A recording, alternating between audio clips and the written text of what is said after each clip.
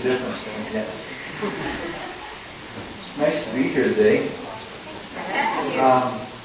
Where's Chris? Oh, there. You said you had a new song at the end. Well, five of the 6 songs or whatever were new for me. Our work here is complete. Pardon? Our work here is complete. There you go. And what I wanted to say about it is, I wasn't singing the songs because I didn't know them, but I was watching the words. And the message is great. Wouldn't you agree? The music helps too, I understand. But the words are awesome, the message is good.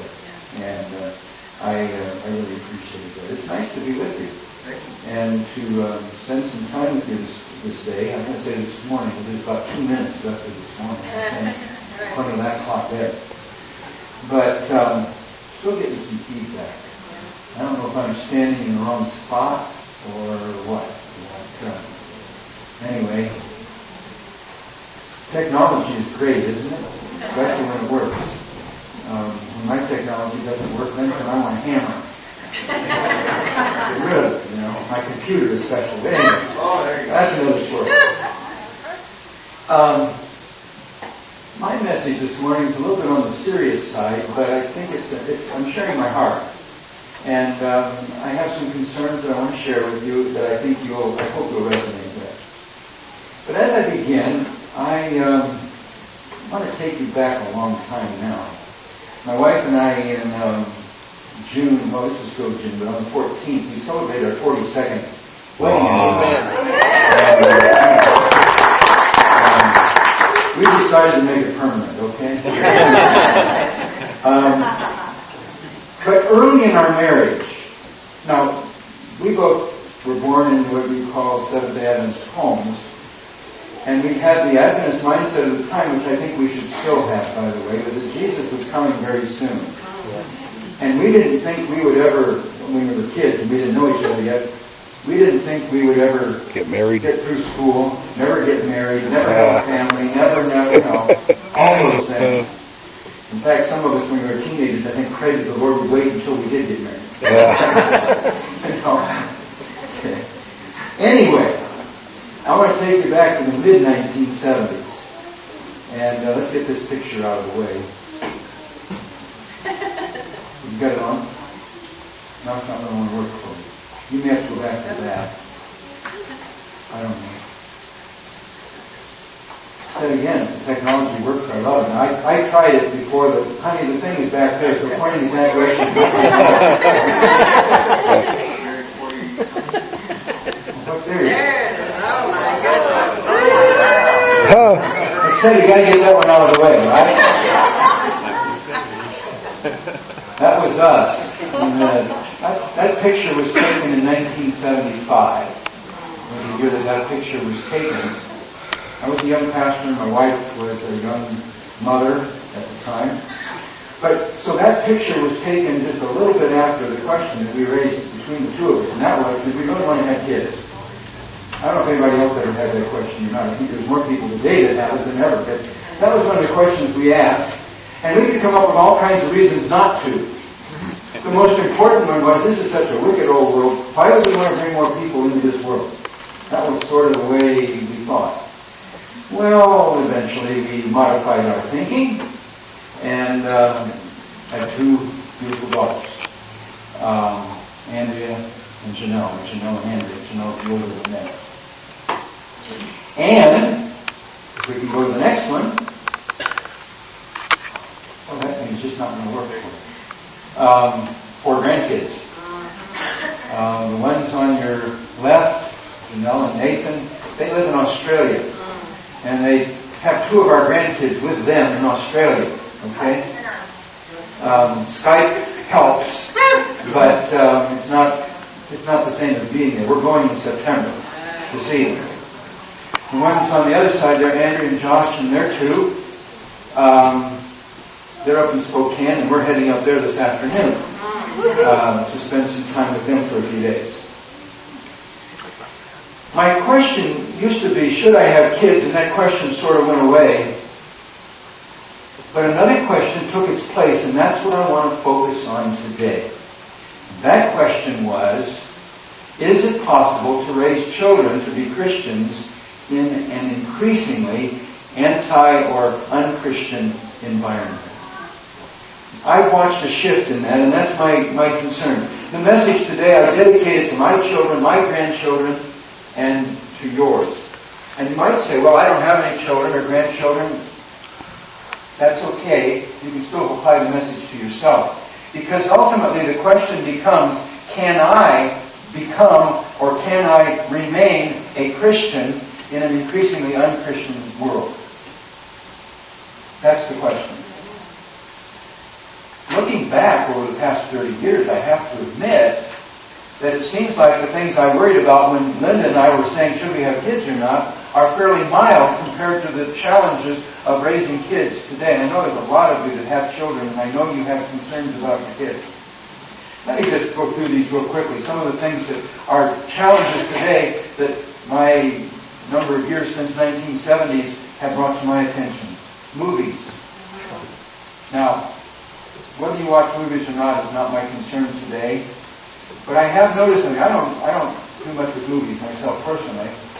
The sex, the violence, the worldview that's promoted today is very, very anti-Christian. The language. I watched a change in the language on TV and radio over the last number of years. And words that they didn't used to say on radio, they say today. Talk radio has become so verbally bad that I almost can't listen to it. The internet, new world of that. Social networks. The Judeo-Christian or the Protestant ethic has been repudiated by many. The postmodern world philosophy, I'll come back to that in a few minutes. Distrust of organizations. Many of them, many times they deserve to be distrusted. Yeah. And for Adventists, simply the possibility of forgetting our mission, our reason for existing, our reason for being here. So the question is it possible to raise our children to be Christians in an increasingly unchristian culture? Let's look at Ephesians chapter 6, verses 10 to 12, where Paul outlines the challenge, the battle, please. Finally, be strong in the Lord and in His mighty power. Put on the full armor of God so that you can take your stand against the devil's schemes. For our struggle is not against flesh and blood. Parentheses, that would be hard enough. Our struggle is not against flesh and blood, but against the rulers, against the authorities, against the powers of this dark world, and against the spiritual forces of evil in the heavenly realms. I'm not going to unpack that text today. That would be a whole sermon in itself, maybe more than one. But the question, and come back to it again, and I want to keep pounding it into my head, is it possible to raise our kids to be Christians in this terrible world? The challenge we face is formidable. It isn't simply about who created what movie, who posted what on the internet, what is taught in schools and churches. The problem is more direct. We face a formidable foe with lots of experience. Chris said something about the devil with the key. I thought that was a great analogy. He picks the lock. Yeah, that's what you said. He picks the lock. And unfortunately, he does it too often. And I have to tell you, I believe the devil has a strategy for winning every one of us to his side. And especially, I think he focuses on our kids and our grandkids. His strategy, by the way, is motivated by his future. But woe to the earth and the sea, because the devil has gone down to you. He's filled with fury, because he knows that his time is short. Then the dragon was enraged that the woman went off to make war against the rest of her offspring, those who obey God's commandments and hold to the testimony of Jesus. You see, the devil's read the end of the story too. Okay? He's read the end of the story, and he doesn't like it. And so he says, well, if I'm going down, I'm going to take as many as I can with me. The devil is a defeated foe. His attack is against the church. He hates Christ, and he hates those who follow him, and he especially hates those who want to follow God's will. It seems to me that he's placed a target, and he's looking at the bullseye, and that's what he's after with each and every one of us. So, Now, look, I don't want to spend a lot of time with the devil this morning, but I think we need to look at what the strategy is. If you were the devil, how would you go about getting the next generation to be on your side? Some years ago, Dr. George Knight gave a keynote address, and he entitled it, "If I Were the Devil." He later wrote a book with the same title, and I think he enlarged on his theme from that keynote address that he gave. Well, it got me to thinking. And I decided, with apologies to Dr. Knight, that I would like to come up with my own list if I were the devil, and how it would impact children. If I were wanting to get kids, if I were the devil and I were after kids, there's a number of things I would do, and you could probably add to the list more things than I've thought of. I would have Christians forget about mission and turn the church into a social club. Now, let me ask you a question. Is there anything wrong with being social? I can't come to the experience and ask that question. Nothing wrong with that, is there? No. But if the church is only a social club, if it's only a place to make us feel good, is that enough?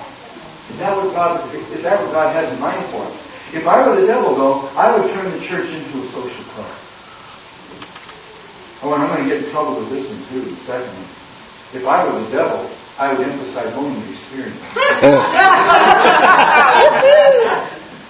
Why do I say that? Can anybody help me? Is that a valid point? Bragging. You've got to have experience to have done things before you know about it. Pardon? Say that again. Because everybody wants to say you've got to experience before you know about it. Okay, you have to have experience before you know about it. Yeah? Doesn't take any faith. Doesn't take any faith.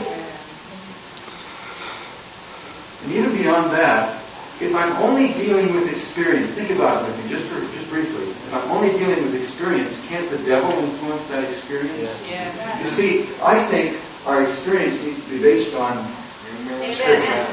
Okay? So that's what I'm after. I like your name. Okay? Just for the record. If I were the devil, I would have Christians imbibe the culture as much as possible. Again, you are a part of the culture, and I'll come prove that to you in just a minute, if you don't already believe it.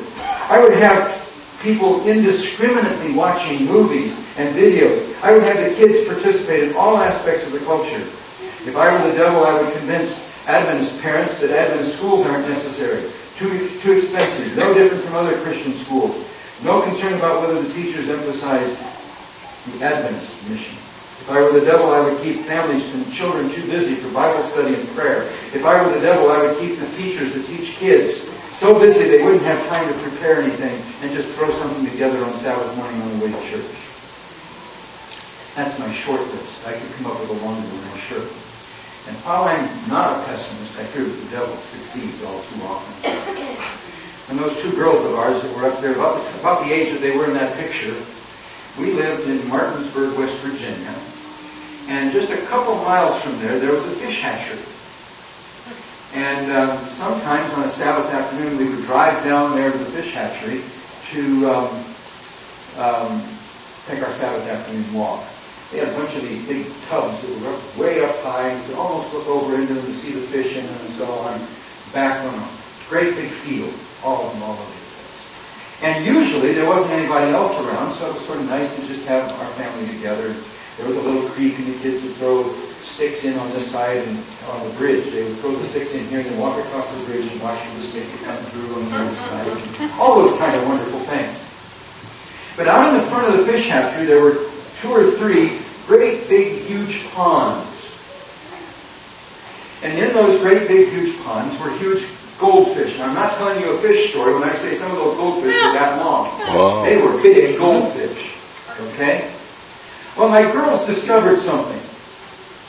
If they would run around one of those ponds, you know what the fish would do? Chase them.